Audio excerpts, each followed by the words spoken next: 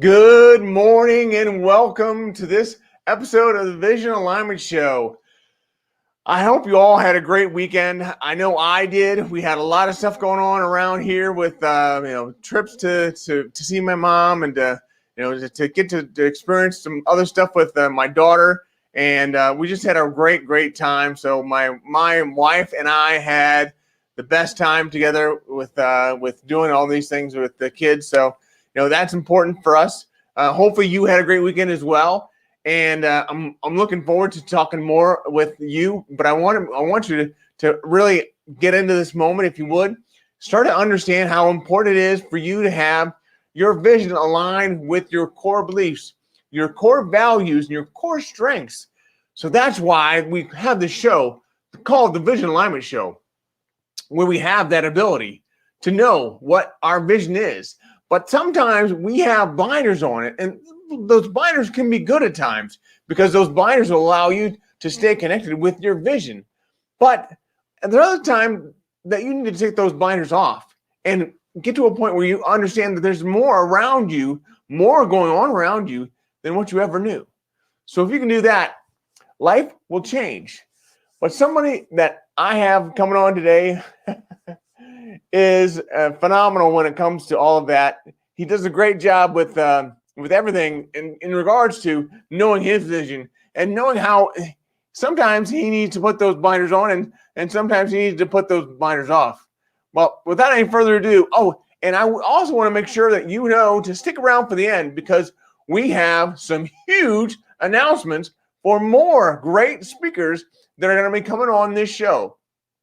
So stick around for that. But without any further ado, I'm going to bring on our friend, Jason Hewlett. Sorry. That's okay, man. How you doing? It's an early morning. Good morning. It is early.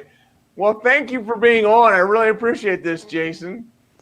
Yeah, thanks for having me. It's great. And I'm really impressed that you do this. This is a neat thing, It's streaming live and then people can watch as well later. That's cool. Yeah. Now, so, Jason, I'm going to ask you one question.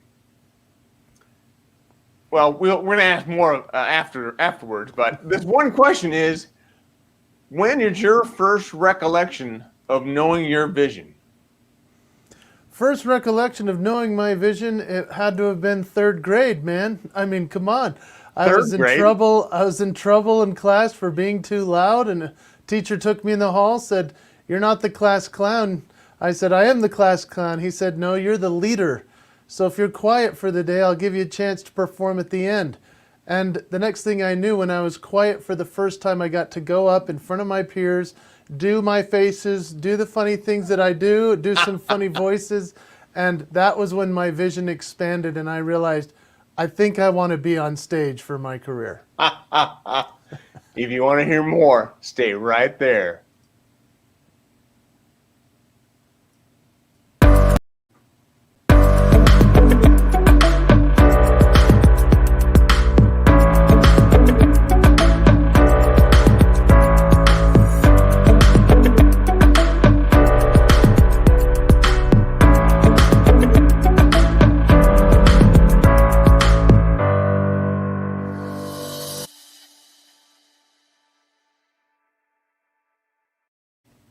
Jason, thank you so much for joining us this morning.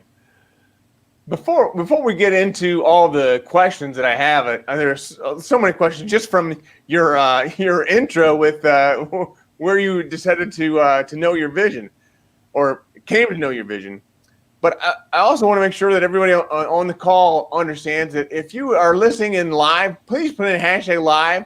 If you're listening to this on replay, put in hashtag replay. And if you would, let us know where you're coming in from, because that will give us a better idea of where this community is and where it's growing, because we want to make sure that we grow this community. So that's important. Share this video out as well with as many people as you can think of. And as always, please put in a picture in your timeline. Put a picture of your time in your timeline of you winking. I know that seems odd, but when you wink, you begin to realize what makes you unique. See, I know what makes me unique, and it's not my eye. What makes me unique is my ability to share my story with other people in order to have a lasting impact on their lives. So Jason does a great job of that as well. But I want to make sure that you all understand what makes you unique. And then you're going to know how to serve other people. And that's really what this is all about, is being able to serve other people. So, wow, a lot there. But Jason, oh, and we've got some friends joining us as well. But before we go to them, Jason, tell me a little bit more about your story. Well, as a kid, finding out I wanted to be a performer, that led me to all kinds of different discoveries of talents, as well as failing just enough at a lot of things in order to figure out what I would become as the performer, the speaker, the person who, I've now become. And so as a kid, finding out I was good at music, good at drawing and art, good at making friends really easily, good at being on a stage. All of those things mattered, but it was really a trial and error. And it was because of mentors and teachers, friends and people that saw things in me that I didn't see in myself.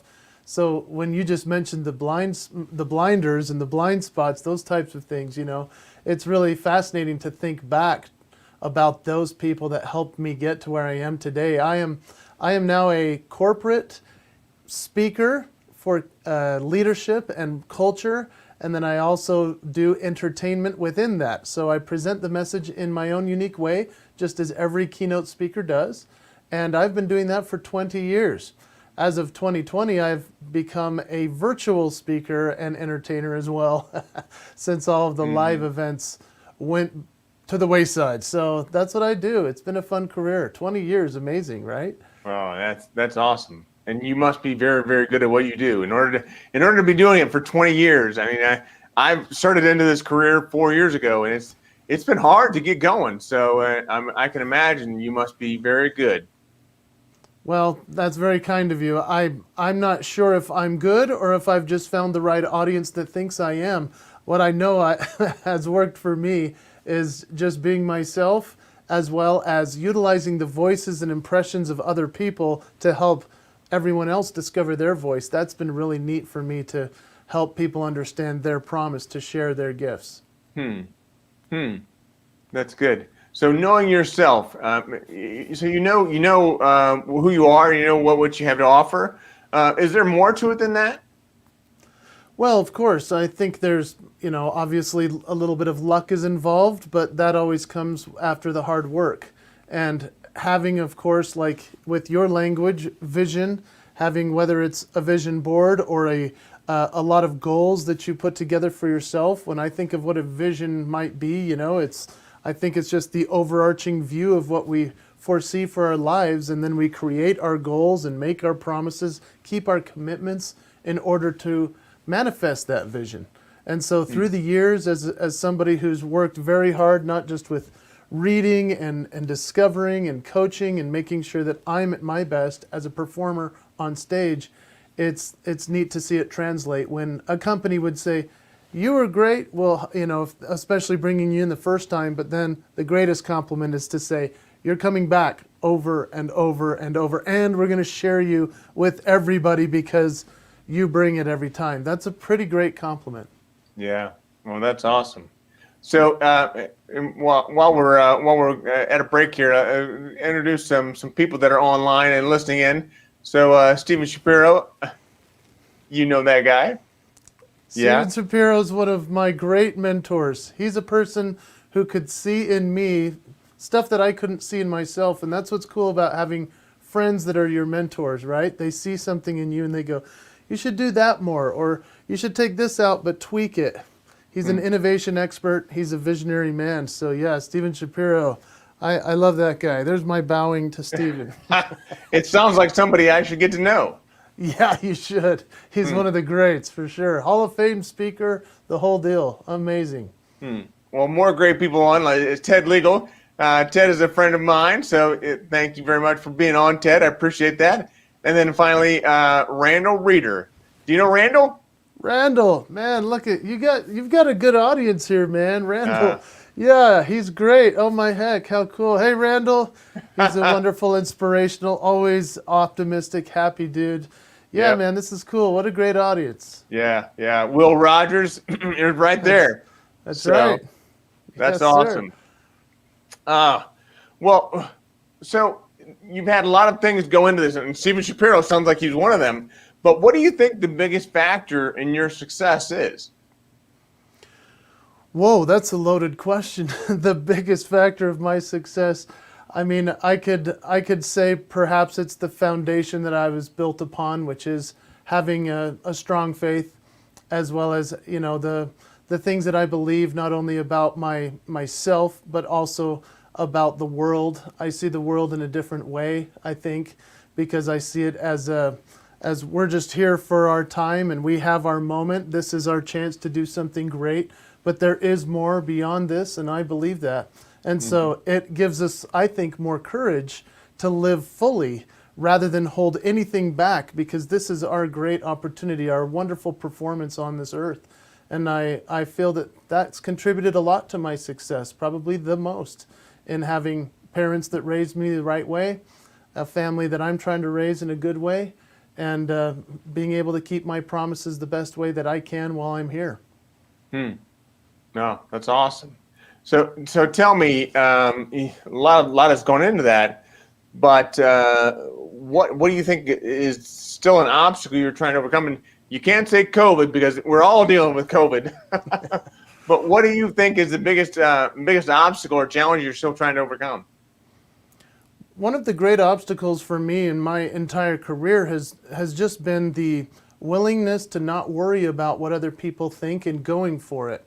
And even though I have consistently blasted through those self-limiting obstacles, I still get stuck in the mire of looking at social media or other places and seeing all of my peers or a lot of them succeeding in places that I have not, and to be comparing myself. And so a lot of my obstacles are to just say, this is my vision, this is my focus, I'm going for it, because those blind spots can also be squirrels that jump in and really mess up your necessary vision to where you're headed.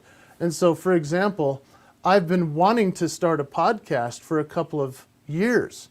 And as I've been saying, I want to do it, it's not enough to sit down and do it because I have not created the vision yet to do so.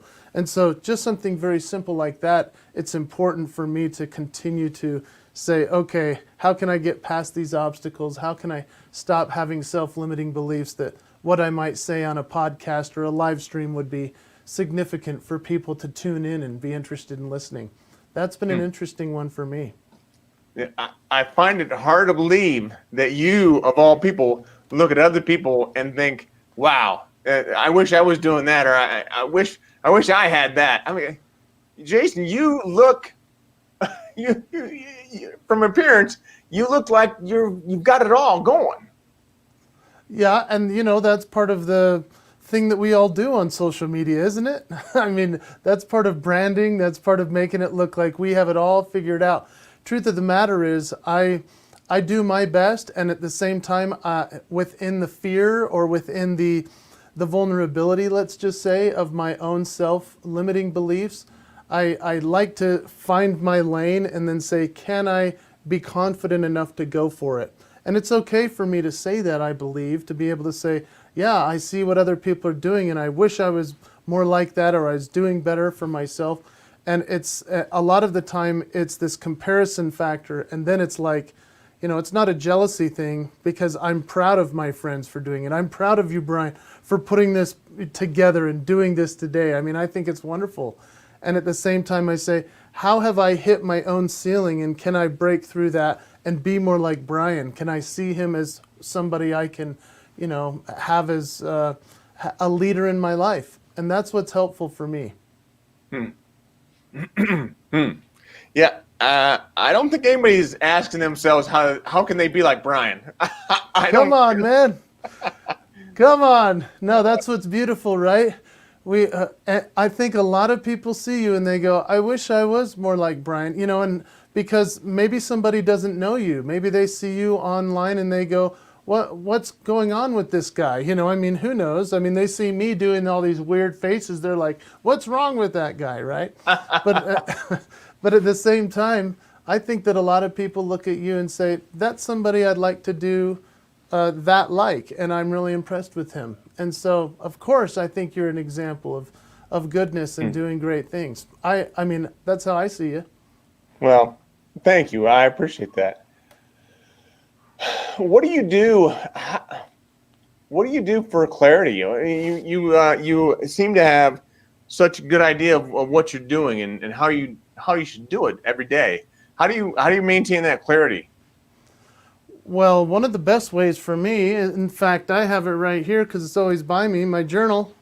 I'm a big time journal guy. I love to write. Like Wow.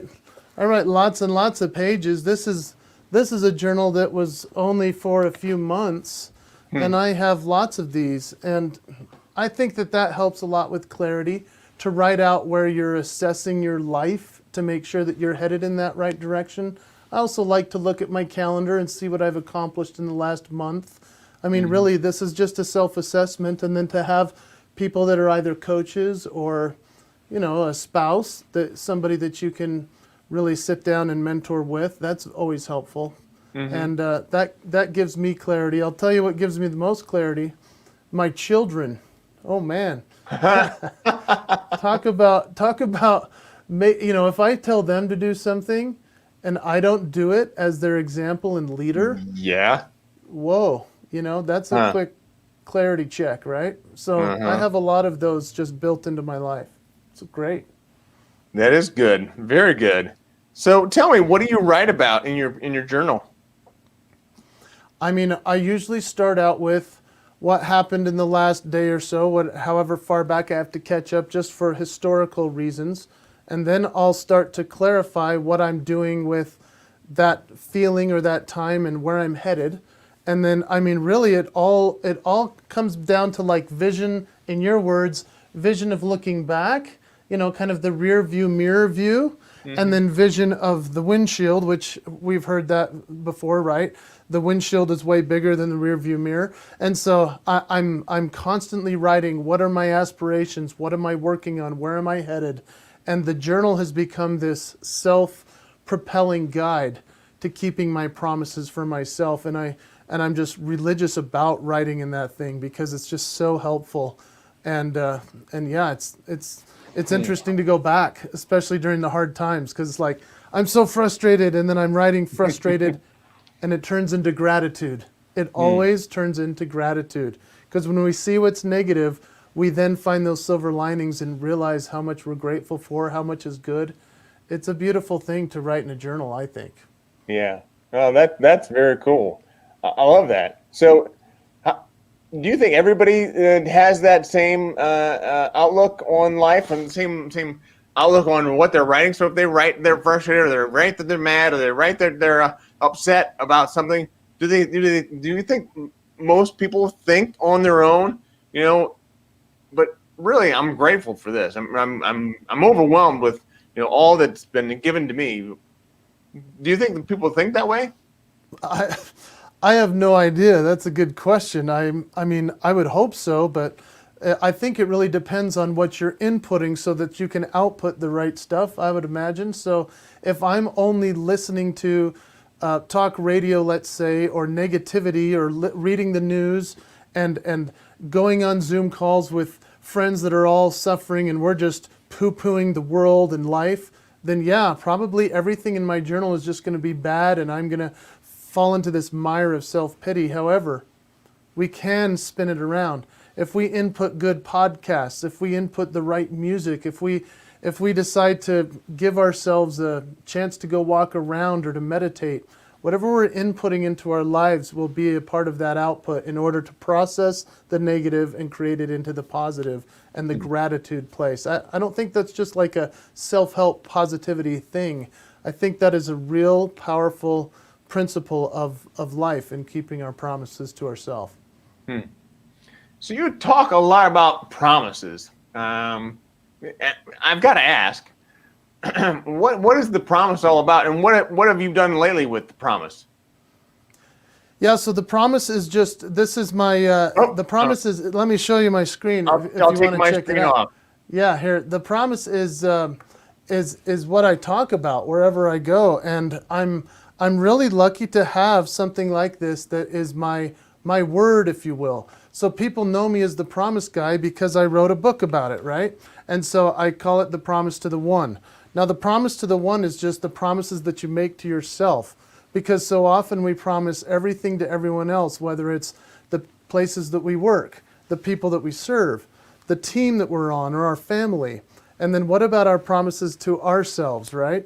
And so I wrote the book, The Promise to the One, to help us to remember we need to make and keep promises to ourselves, or else we can't be our best selves for all the others that we serve, and we'll also burn out.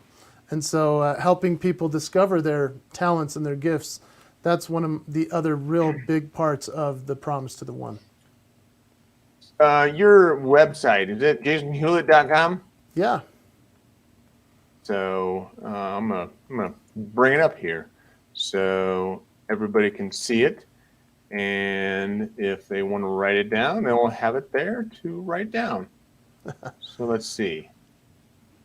Yeah, you got it. That's it. Perfect. I even spelled it right.